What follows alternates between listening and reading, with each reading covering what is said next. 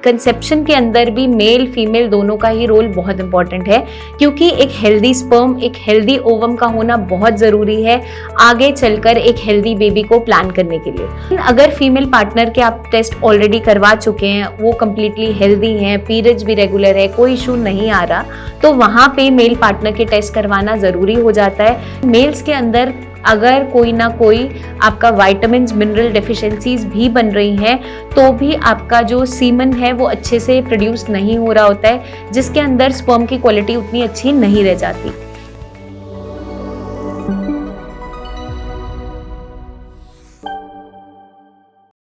Hello everyone, मैं doctor प्रगति गुप्ता और आज इस वीडियो में हम बात करने वाले हैं, अगर हम नेचुरल कंसेप्शन की बात करें या बेबी प्लान करने की बात करें, उस दौरान एक मेल को अपने हेल्थ चेकअप करवाना क्यों इम्पॉर्टेंट है। क्योंकि अगर हम बात करें पहले के ज़माने की कि अगर बेबी प्लान नहीं हो पा रहा, बच्चा नहीं हो पा रहा, तो फीमेल को रिस्पॉन्सिबल सोलली माना जाता था कि फीमेल में ही कोई ना कोई कमी रह गई होगी, जिसके कारण से कंसेप्शन नहीं हो पा रही। लेकिन आजकल के ज़माने में जैसे कि हम जानते हैं, पेरेंटहुड इक्वल तरीके से हमें मैनेज करना होता है, चीज़ों को, बच्चों को इक्वली मैनेज करते हैं, तो वैसे ही कंसेप्शन के अंदर भी मेल फीमेल दोनों का ही रोल बहुत इंपॉर्टेंट है, क्योंकि एक हेल्दी स्पर्म, एक हेल्दी ओवम का होना बहुत ज़रूरी है आगे चलकर एक हेल्दी बेबी को प्लान करने के लिए। तो अगर आपकी बॉडी में कोई भी ऐसे चेंजेस स्टार्ट हो गए हैं जिसके कारण से कंसेप्शन नहीं हो पा रहा है, उसको पकड़ में लाने के लिए हेल्थ चेकअप बहुत इंपॉर्टेंट है। तो मेल्स में स्पेशली हमें हेल्थ चेकअप कब करवाना है, उसके बारे में आज हम बात करने वाले हैं।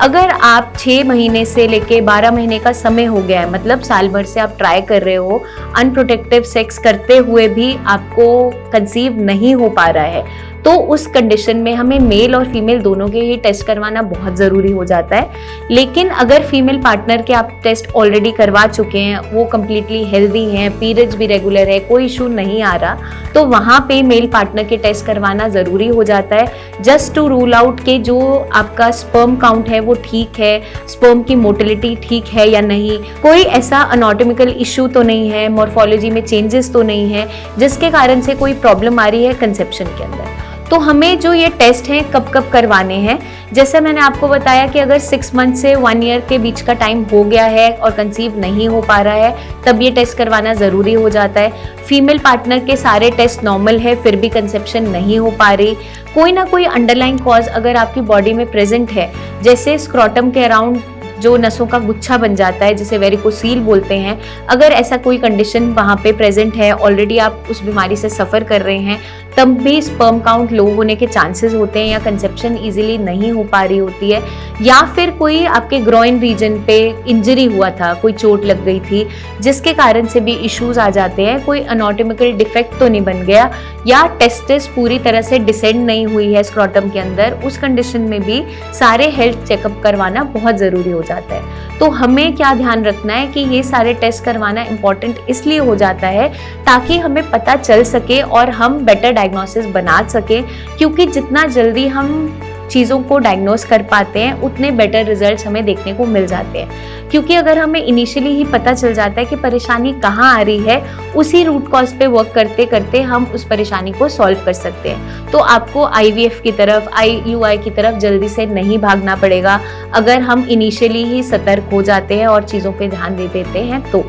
अगर कुछ मेल्स के अंदर हमने ये भी देखा है वो ऑलरेडी डायबिटीज़ से सफ़र कर रहे हैं या ऐसा लाइफस्टाइल फॉलो कर रहे हैं, स्मोकिंग, अल्कोहल एडिक्शन बहुत ज़्यादा है, या ओबीज बहुत ज़्यादा है, या कोई ना कोई हार्मोनल इम्बैलेंस बन रहा है बॉडी में, जैसे हाइपोथायराइडिज्म है, उस कंडीशन में भी लो स्पर्म काउंट होने के चांसेस हो जाते हैं, या फिर लो लिबिडो हो जाता है, सेक्स ड्राइव कम हो जाती है, या फिर ईजिली कंसीव नहीं हो पा रहा होता है, क्योंकि कंसेप्शन के लिए जो हेल्दी स्पर्म है उतना अच्छा क्वालिटी ऑफ स्पर्म नहीं प्रोड्यूस हो रहा। स्पर्म काउंट तो ठीक है, लेकिन मोटिलिटी उतना अच्छा नहीं है, उसकी मॉर्फोलॉजी में इश्यूज आ रहे हैं,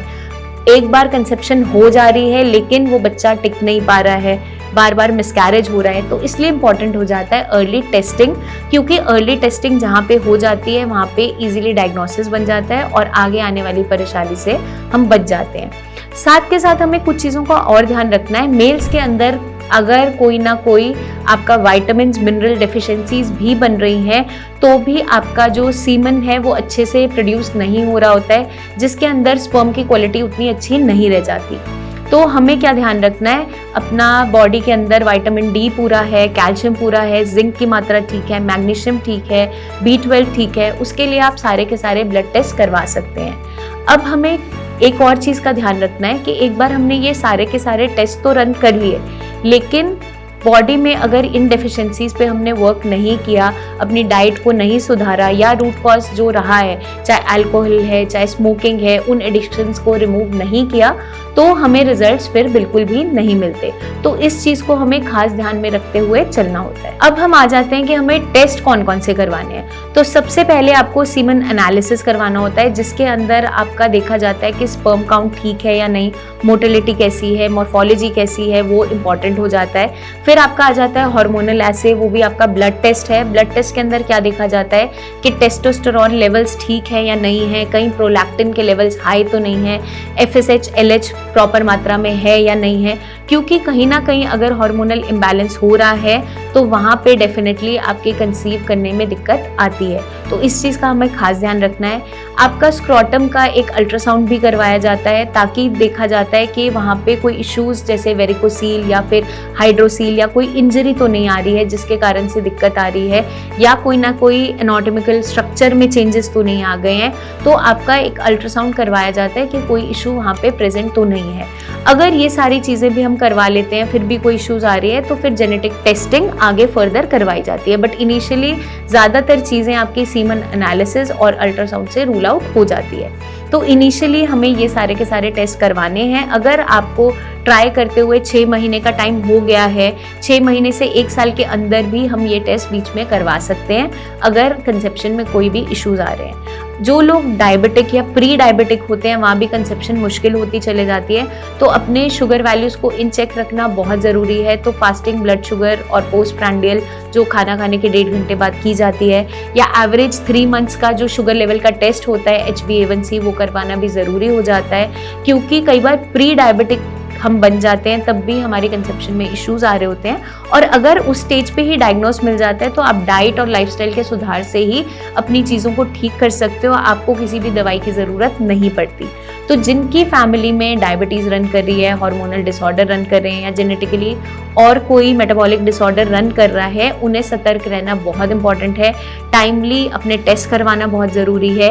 अगर आप कोई ट्रीटमेंट ले रहे हैं, फर्टिलिटी के रिगार्डिंग ही ट्रीटमेंट ले रहे हो, तब भी कंसेप्शन में इश्यूज आ रहे हैं, तो एवरी 3 to 6 मंथ्स आपको अपने टेस्ट को नज़र में रखना है, टेस्ट ज़रूर करवाने, रिव्यू में रखना है, ताकि आपको पता चल सके कि उसके क्या बेनिफिट्स हो रहे हैं, कुछ चीज़ें बेटर हो रही हैं, नहीं हो रही हैं, क्या रिजल्ट्स हमें देखने को मिल रहे हैं। तो मैं उम्मीद करती हूँ ये वीडियो काफ़ी हद तक आपको मदद करेगी जानने में, समझने में कि एक मेल के लिए क्यों सारे के सारे हेल्थ चेकअप करवाने ज़रूरी हो जाते हैं अगर कंसेप्शन में इश्यूज आ रहे हैं। तो आपके कोई भी माइंड में सवाल हो ज़रूर पूछे, कमेंट करके आप पूछ सकते हैं, या नीचे दिए हुए नंबर्स पर हमारे टीम ऑफ डॉक्टर से कंसल्टेशन भी ले सकते हैं। पर्सनली आप मिलने आना चाहें तो आप OPD विजिट भी कर सकते हैं। जल्दी हम आपसे फिर मिलेंगे, बहुत सी और इन्फॉर्मेशन शेयर करते रहेंगे। तब तक के लिए अपना ध्यान रखिएगा एंड टेक केयर।